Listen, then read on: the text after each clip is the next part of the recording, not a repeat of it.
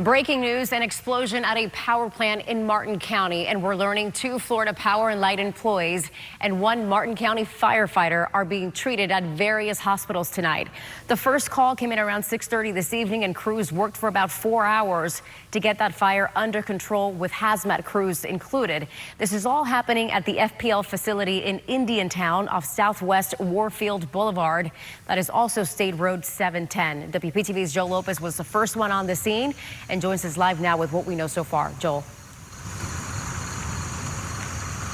That's right, Hani. The latest from the chief is that the fire right now has been fully contained about half an hour ago. But like you said, 2 FPL workers and that firefighter were hurt in the process. Now, Chief Chanjuli tells me that a generator unit of sorts that supplies a turbine caught fire.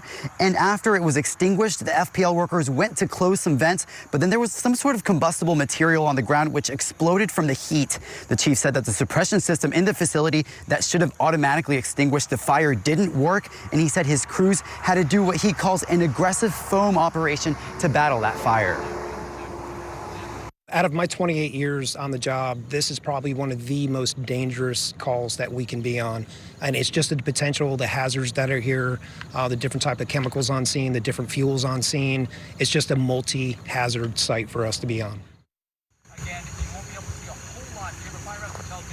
Chief tells me that the firefighter was able to pull the 2 FPL workers out of danger, but in the process, he was also hurt. Now, we're told that he did speak with that firefighter and that right now he's doing well and is recovering at a local hospital. For now, reporting live in Martin County, Joel Lopez, WPTV, News Channel 5. Hey, Joel, thank you. We want to continue our team coverage now with WPTV's Ethan Stein. He joins us live with what we know about some of the people hurt in that explosion. Ethan.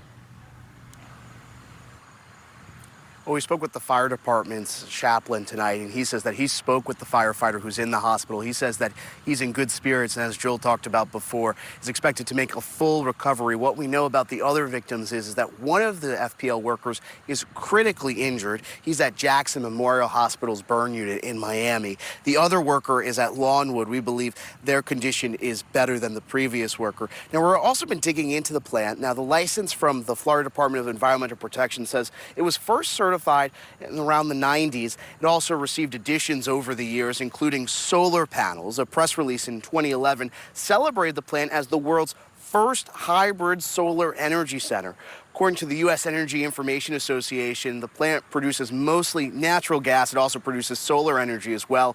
It's a 500-acre facility, according to a press release, and it celebrated its opening when it added those solar panels with then Florida Governor Rick Scott. Now, the company says it connects more than 190,000 solar mirrors with an existing combined natural gas plant, and then it uses the mirrors, then tracks the sun to harness fuel to offset fossil fuel usage instead. Obviously, a lot of attention is on the victims. We've seen some firefighters coming in and out of the hospital to check in on their colleague, but we haven't seen a lot of people, including the chaplain, telling me that not even the firefighter's parents knew that he was in the hospital by the time we were there. In tradition, Ethan Stein, WPTV News Channel 5.